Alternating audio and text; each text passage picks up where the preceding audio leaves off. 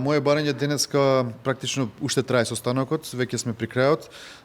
Побарав да на една иста маса седнеме двете земјоделски здруженија кои што се од регионов, Федерацијата на фармери, Здруженијето на мали семени винари, представници од земјоделскиот инспекторат, подрачна единица, пратениците, граначалниците, практично сите оние кои што се во регионов, а се во ситуацијата на престојниот откуп засегнати со ситуацијава.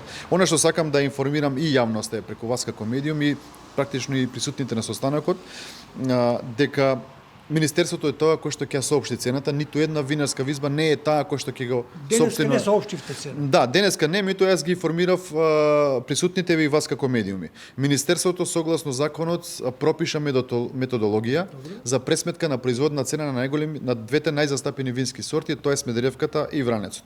Согласно таа методологија и согласно законот објавивме повик кој што траеше 15 на дена. Веќе минатата недела заврши повикот, склучен е договор со Земјоделскиот институт од Скопје, научна институција која што треба во наредниот период да излезе со производна цена за двете најзастапени сорти и оваа производна цена треба да биде зголемена за 25% како добивка према лозарите. Точно е дека имаме мало задоснување, меѓутоа кој е изговорот? Претходната влада, предводена од СДСМ, ако навремено ја донесеше методологијата и усогласеше со законодавство, ако усогласеше со сите процедури, ние денеска ќе имаме ситуација каде што само ќе објавиме повик. Меѓутоа ние даваме се од себе за да го фатиме рокот. Јас веќе со директорот на институтот Скопје разговарав и го замолив со оглед дека е продолжен викенд да се стават во функција за време на викендот, се со цел веќе почетокот идната недела да имаме производна цена која што ќе биде зголемена за 25%. Денеска ги информирам исто така сите присутни, еве и преку вас земјоделците, дека во престојниот откуп кој што ќе следи, секој откупно место ќе биде покриено со представник од земјоделскиот инспекторат, односно со инспектор. Секој инспектор ќе биде задолжен со широмер.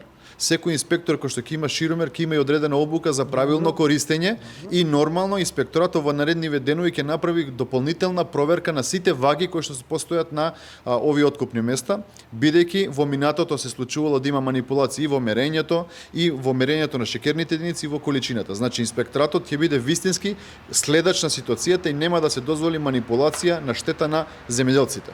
Исто така на присутните ги информирав дека ланскиот оној денар кој што го вети минатата влада практично уште не е исплатена.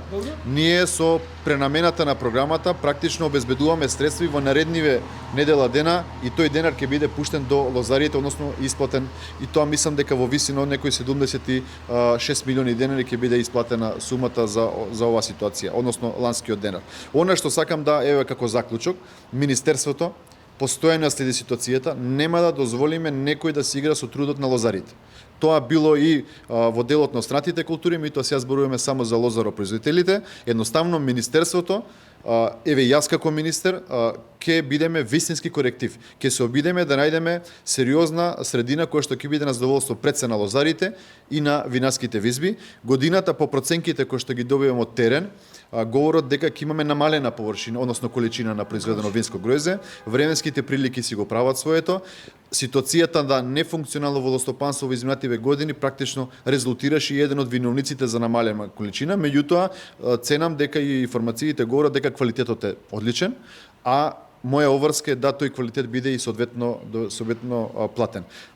Упатувам апел до сите лозари од регионов кои што произведуваат винско грозје и во делот на другите делови на Македонија, дека јас, инспекторатот и сите надлежни институции постојано ќе следиме процесов и нема да дозволиме да се манипулира трудот на оваа категорија на земјоделци.